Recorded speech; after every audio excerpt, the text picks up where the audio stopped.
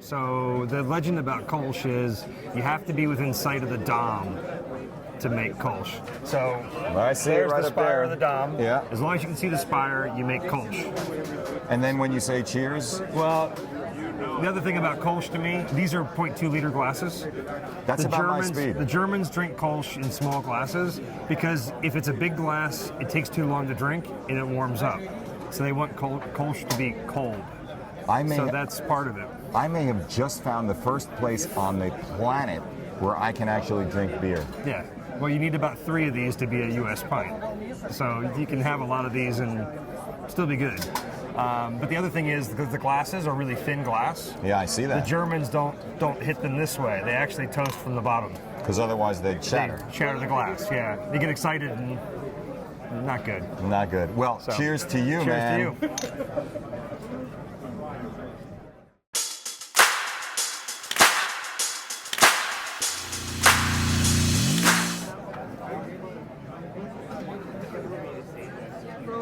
Hey everybody, I'm Hugh Brownstone for Three Blind Men and an Elephant. What a heck of a day this has been. The first full day for general admission to Photokina. And I am delighted that Justin Stailey, Senior Manager for Product Development at FujiFilm North America, decided to hang out with us after hours. No problem. Happy to do it. Cheers. Cheers. I learned quickly. So yeah, so it's mirrorless cameras are interesting now, right? We're having we call it a renaissance, a new age of mirrorless. You know, it's starting. Oh yeah. More players are getting into the market, and so the acceptability of mirrorless is increasing. And you know, we're focusing on what we know and what we do best. So we're really focusing on the X series with APS-C sensors for small, lightweight, fast cameras. And then we've got things like GFX, we've got medium format when you need more resolution. If you want to make really big prints or you want to do something different, we have 2 solutions for you. So a commercial photographer has a thing that can do portrait, studio, fashion. And if you shoot sports or you shoot action or you shoot video, we have something there. Well, and more is coming. So the first thing that's interesting is people have likened this GFX 50R to a giant XE3. Pretty much. It's an overgrown XE3. And yet it is much thinner and smaller than the GFX 50S, which, despite my expectations, I really liked, and I loved the glass. Yeah. The YouTube viewers who said, Hugh, there's a difference, the perspective is different between medium format and full frame. I said, I understand, but it doesn't really matter that much to me. I stand corrected. I can see the difference, and an f2.8 on this is not an f2.8 on full frame, and certainly not on APS-C. No, it's not. It's the longer focal length. So That's you're right. dealing with a longer focal length, so you get a different effect. But also, you start talking about a camera like this, the pixel size.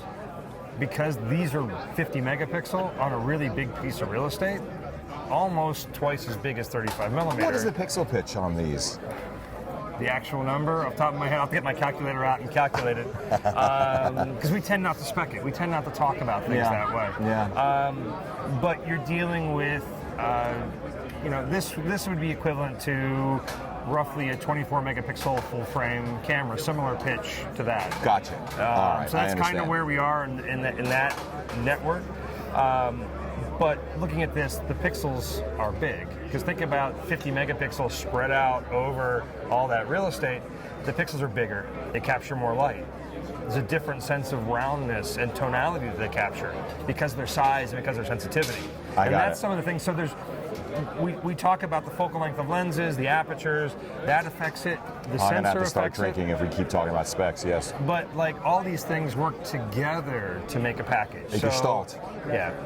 Yeah, so I hear that. It's the entire piece, the way the lenses are designed, the way the sensor's designed, and then the way the sensors, the data's processed off of it. So looking at how that works and our knowledge of film. So we're looking at color science. We're the only company really anymore that has that legacy linked to film. I remember one of my first trips to Japan, I met one of the designers and one of the engineers that works on our film simulations. He actually had been with Fujifilm for quite some time. He actually did Velvia film. Wow. So someone that does Velvia film and designed that back in the day and its color response and how it worked, is now working on film simulations for how our digital cameras interpret the information they see. Well, there are a couple of things about this. First of all, is it acros or acros? It is acros. I like acros better, but okay, acros. Irrespective of how it's pronounced. Either way, we'll accept it. We know what you're talking about. It's fantastic. Yeah. I love it.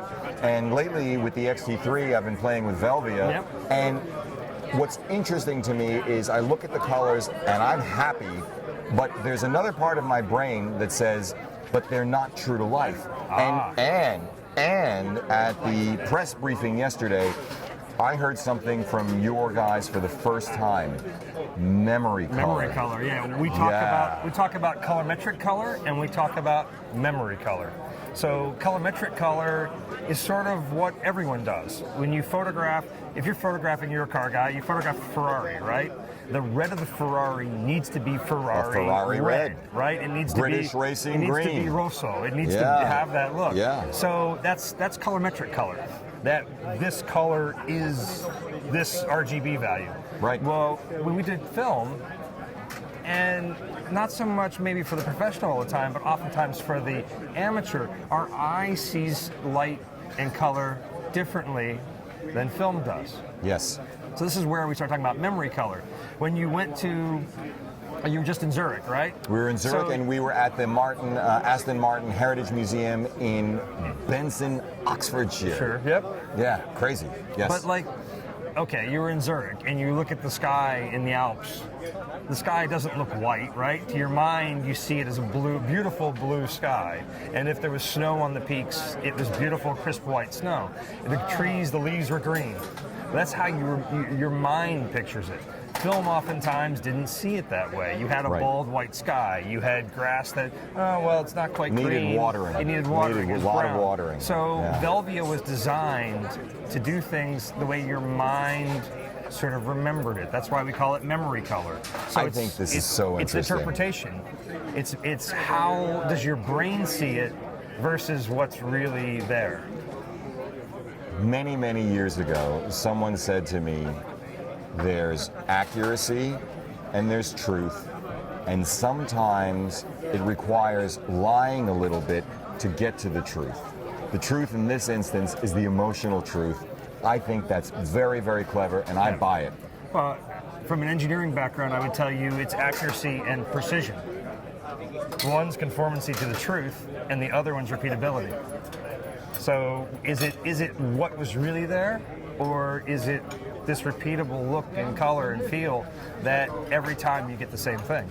And what makes it even more interesting is the way one defines a successful image. Because a successful image is one where you don't pixel peep. It's where it draws you in, and the best of them absolutely generates emotion in the viewer. Well, I mean, oftentimes talking with photographers, I mean, my background is photography. We would That's a good thing. oftentimes talk about light, composition, and moment. That a good photograph tends to, have at least two of those things in it. And moment trumps everything, right? So if Elvis suddenly appeared walking down the Strasse here, the street in Cologne, and I got a picture of him, that's a moment. It doesn't matter what he's doing. It doesn't matter that it's a bad composition. It's Elvis alive walking on the street, right? So that's an incredible moment. But if I then have beautiful light, so the sun streaming down through the little alleyway, and lights Elvis from the back with a halo. Yeah, exactly. Yes. Then it's even better, right? Yes. And if I can compose it so that he's off center, or his composition, he's got his hips kicked in, that kind of famous Elvis pose, then it's even better, right? Oh, yeah. So, but those things work together, and how do they fit? How do they feel? And that's what gives, to me, photography emotion. And I think it's something that, with us being inundated with images, gets lost. We're so inundated with images that visually we're overloaded, and so it makes it tough. It makes it hard to dissect things and see things. But we were talking about this earlier, and the value of an image.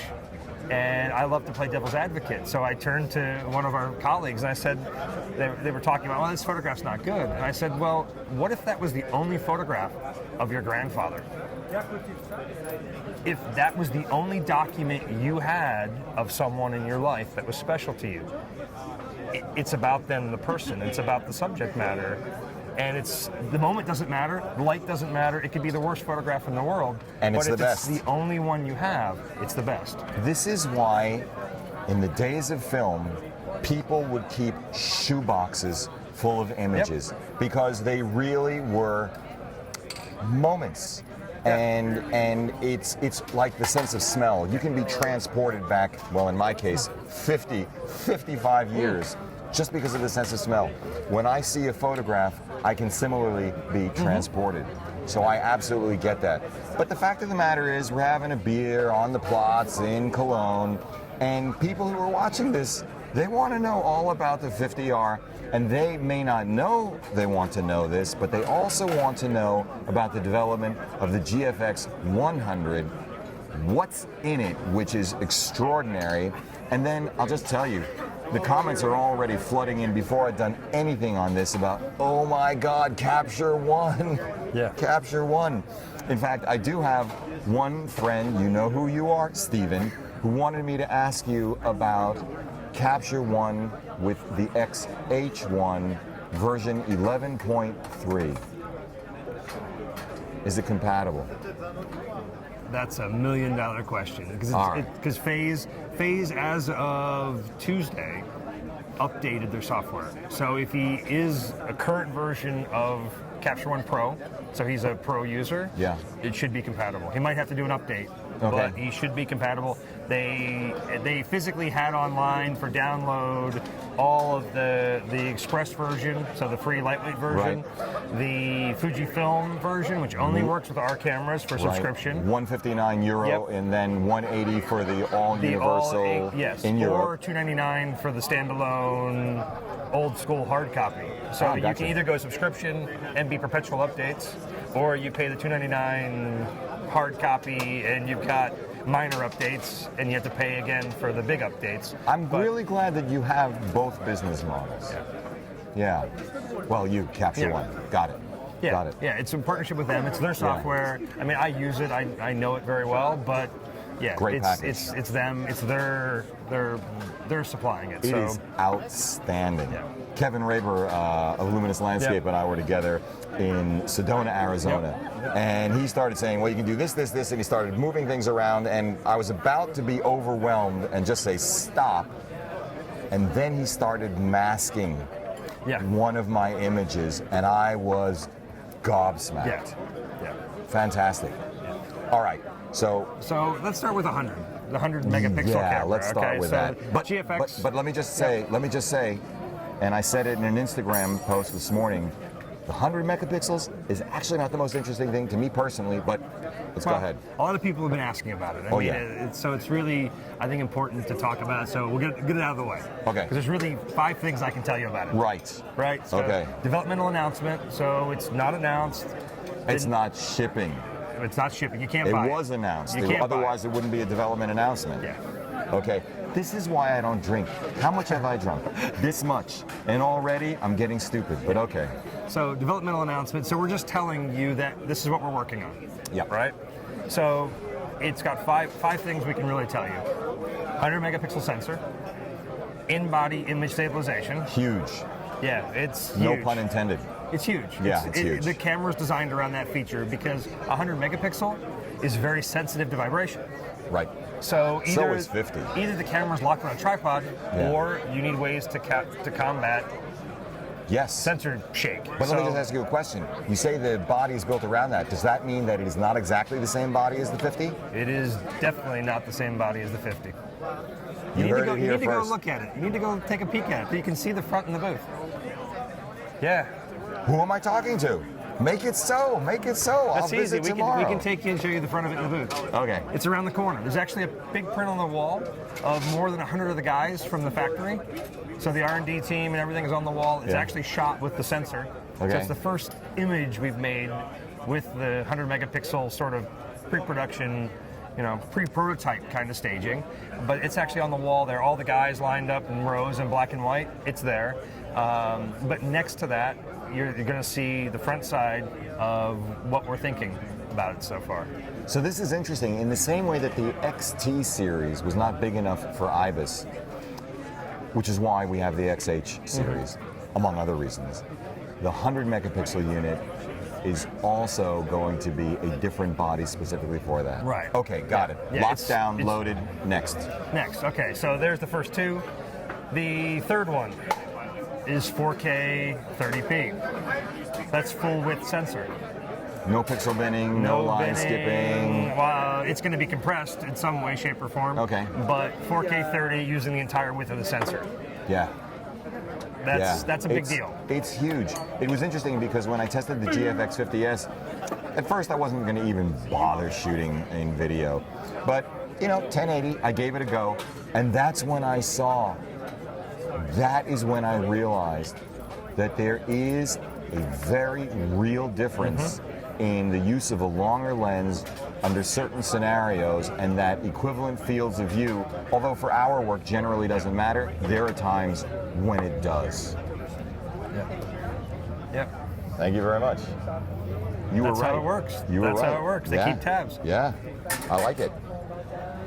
Okay, I'm surprised you didn't see mine and replace mine already. preemptively. Yeah. Preemptively. I'll probably come back with another one. Yeah. Yeah. Okay, so please continue. Okay, so we've got that. The other two things on it. All right, I've got three. We've got the video in 4K, 30 frames per second, We've got full IBIS. width. We've got IBIS. We've got 100 megapixels. We've got I don't I'm know. drawing a complete blank on one of them. I know the other one. I don't think you're very I'm- much better about alcohol than I am. You haven't gotten through yours and you're already forgetting. Well, yeah, it's the magic details of God is in the details. So Yes.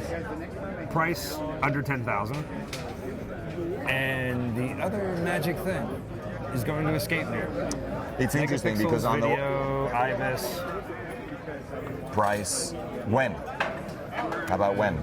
first half of next year is all they're saying right Gotcha. Oh, I know what else you want to talk about. You want to talk about the new lenses. now. The new lenses. There's We're done? Out of battery. Out of the second battery? Yeah. It's blinking red. Yeah, but it's still recording, right? Yes, it does blink. But the battery sign is red. Yeah. No more. Wow. Now I can remember what my other talking point is All now. right, hurry up, hurry up. Get going. You go. Christine, what's the other talking point? She's trying to find it for me. It's still recording when it's dead. How many minutes are left on it? I don't think any. Really? You've just recorded way too much stuff today. Yeah. We are only 20 minutes. No, but is it still counting down from 20 minutes? Like 2019, 2018? Yes. So You're we're still still you're still recording. recording. It's just You're still the battery. Oh, it says alert, alert. It's giving you an alert that the battery's getting low. Okay, now you have time to think about Yeah. Well, you know, it. Still running then. it's the good fun of things. It's it's just different. Cut it out. Yeah, Or exactly. we won't cut it out. This is authentic. I It's like authentic. this. I like this. It's we are exhausted. Yeah. We're all exhausted, Our but brains, in a good way. our brains are a little shot. Yes. Yeah, it's talking yeah. to everyone all day and all you. Yeah, we Yeah, were in plus meetings we're from old anyway. 8 a.m. and yeah. Lenses. That's what I wanted. We're That's talking what you wanted about to talk lenses. about. Yeah. Because there are new lenses. So there are new lenses Thank coming. you, Claudia. Right. So we've Christine, come on. got 3 new lenses on the GFX roadmap. So we've got the 50 millimeter. Right. At 3.5, so compact pancake Super lens. compact. Perfect for the 50R. Yeah. Right. And then we have a pair of zoom lenses. And- Which I continue to try to wrap my head around. Medium format and zoom lenses. zoom lenses. Although I do want to say one other thing. I really liked when your guys talked about super full frame as opposed to medium format. No, and I'll tell you why I really dug it. Because the image sensor on these guys is not close to traditional film medium format, because that was either 6 by 6 centimeters or 6 by 4.5 centimeters. Am I right or am I right? What was 2 1/4 by 3 1/4 film? 2.25 by 2.25 was 6 by 6. No, 2.25 by. There were some other sizes Yes. that were not necessarily 2.25 that we consider medium format. Oh, okay. I have a baby Rolly at home. Okay. Shoots 127 film. Yeah. It's medium format. Fair point. So basically, people do the mental exercise that it's got to be 120 based film, but there are other cameras were out there that were that. And then in the medium format world, with backs, a lot of the backs were only this big in sensor size until recently. It's been the last, I want to say, 4 years where some of the backs started to approach true sort of medium format, where they were almost 6 centimeters across. Yes. They're still not 6. That's right. They're like 1.1. They're like a 90% of it. Well, I just hijacked the conversation. That's Let's get back to the zoom lenses. Right. So and this is how far I've gotten. So we've got the 100 to 200. Yeah. So longer focal length lens, more like a, sort of that 70 to 200 type kind of Thank optic. you for the equivalence. Yeah, and then the, hey Christine, do you remember the other zoom lens, 45 to, I know it's 45. What you can't see is that Christine's eyes are going wide as she's scrambling. Trying to remember what we're doing, yeah. In a nice way. Well, it's more of a mid-range telephoto. So It's really meant to cover, we have the 3264 that we already have. It's 45 to, it's right around 100, I want to say. But she's looking for it quick. All right. It's sort of mid-range, then a long-range telephoto. So there's someone that, is it 100? Hey, I guessed it right, 45 to 100.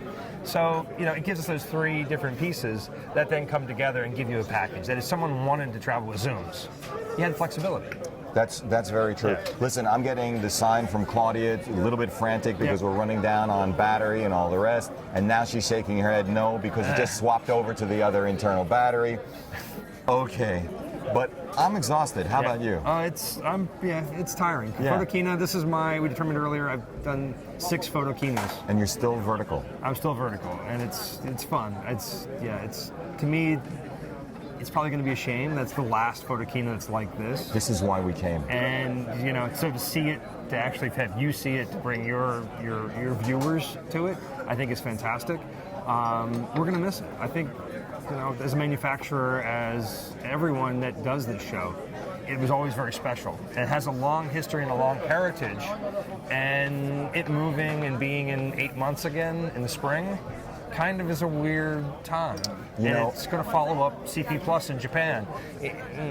There's not going to be the announcements that were here. It tended to be the fall announcements were done for Photokina. CP Plus in Japan, Photokina in the fall tended to be a lot of announcements traditionally, and we really were on a Photokina announcement schedule.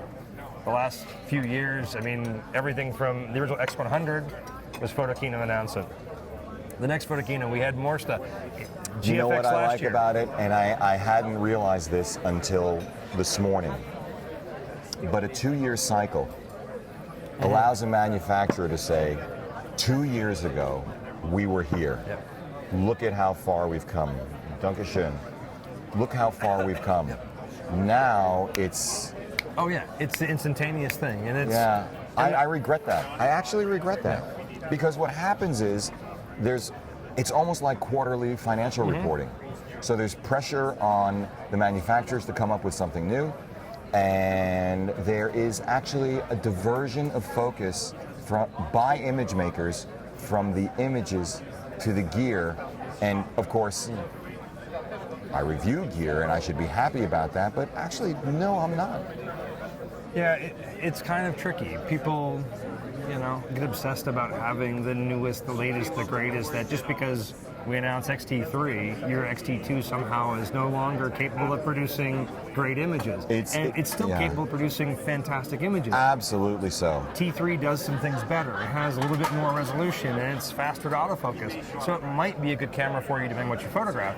But does it take necessarily a better picture than something else? Not necessarily, and that's where the photographer comes into play.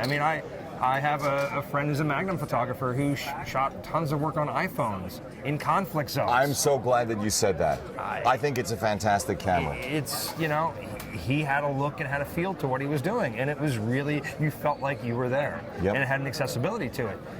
Could have he shot the same picture with the camera? Maybe not, because he would have been putting his camera up and his body up in the way of bullets. Yep. So he may have not been able to shoot the same pictures, but it gave him he used a tool to best suit what he was trying to communicate. I'm so delighted that you've made this point with this data point, in fact. That is really terrific. Thank you, Justin. Yeah, I mean, that's like this. This tool has certain uses. And as a photographer, to me, cameras are tools. So this having the resolution that it has, the smaller size body, it does some things really well. Will I take this out and try to photograph, skiers coming at me headlong with it? Probably not. Well, maybe if you had enough of these, you would. Maybe. Yeah. Maybe I can try it. Yeah. I could try it. No, don't. But, And that's actually a very interesting point. Because this is a different kind of tool, it's not going to have the autofocus speed of the APS-C or full frame sensors. It's not designed for that. That is not a negative. It's just what it is. It is a balanced set of trade-offs. Well, you made me remember the other thing about the I am 100. so happy that I could do that for you. It's the autofocus array. It's got phase detection autofocus. That's right. Covering the sensor. So we've got 100% coverage, phase detection now. 100% coverage, phase detection, autofocus. Well then, whenever it comes out, I'll just have to take back everything I just said. So yeah, it'll be faster. But still, what you have to remember is it's moving a lot of glass. A lot of glass. The larger lenses, the longer focal length lenses, the glass is heavier, it's more to move. Depth of field shallower, it's got to be more precise. That's right. It's a give and take. It's never going to be as fast as APS-C is. But I do want to give you guys credit. At the launch event, I said to Christine, who really is here, people say I have a tendency to talk to people like it's Harvey, the 6-foot rabbit, but they're really here. Claudia's really here. And Harvey is right there. No. No. But at the launch event for the XT3, she said, so what do you think about the autofocus? I said, you know what? Give me some more time with it, which you have so generously done. And the autofocus on that camera is a quantum leap forward. It's not perfect. There's none that is. Artificial intelligence, I don't know where you guys are on that when it comes to autofocus. I think that's going to be a big deal. But having phase detection, 100% coverage on a digital medium format camera, it's a big deal. Yeah. I mean, the traditional cameras, the backs, they're limited. If they have 3 autofocus points in it, it's a lot. 3 autofocus points. The one film camera that I still have, which I bought because it was autofocus and auto exposure, and it was fantastic for taking pictures of my kids. 3 autofocus points. Yeah. Well, they take an autofocus array from a 35mm SLR and they cram it in front of a big piece of film or a sensor. So it only has so much reach. So it's kind of 3 midpoints. Yeah. It's not really like it's out on an edge. So you're doing a lot of focus, recompose, focus, That's recompose. Right. That's exactly right. And having at least, 70, 80% coverage, it gives you way more flexibility. You can drive a focus point out someplace. And with phase detection, it's the speed of the sensor. That's what gives the T3 is this newer generation of sensors. The readout speeds are so much faster. It's interesting. It is a new era in mirrorless. It is reaching some inflection point for acceptability. Yeah, and we've seen it growing. And if I talk to dealers, we have some dealers that half their business is mirrorless already. Really? They've already tipped the scale. Really? One's in Texas, and it's a pretty techie town, and there's a lot of educated young people. Boston? Yeah, they go, we're more than 50% mirrorless. Because those the youngsters are tech, they're into that, they're into mirrorless. They see it, they understand that's the future. It's not this other little thing, this is where things are going. Well, there are 2 companies, as I said earlier, which are clearly the head of the pack when it comes to innovation and momentum. Fujifilm is one of them. It's just an incredible amount of enthusiasm that's coming back to us through the channel. And so really what I want to say at this point is congratulations. Thank you. This is really exciting stuff. I look forward to going hands-on with this puppy. I look forward to giving you back the XT3 soon. No, you don't want to give it back to her. You want to keep it for a while. I do. I want to keep it, but I promised that I would get it back. Okay. All right. And more or less, I'm a man of my word, so I will do that. But you'll let me have it again another time. Okay. Fair enough. Justin, we're going to continue drinking right now. Yep, no problem. But that's the end of this particular episode of Three Blind Men and an Elephant. What, Claudia? You're looking at me?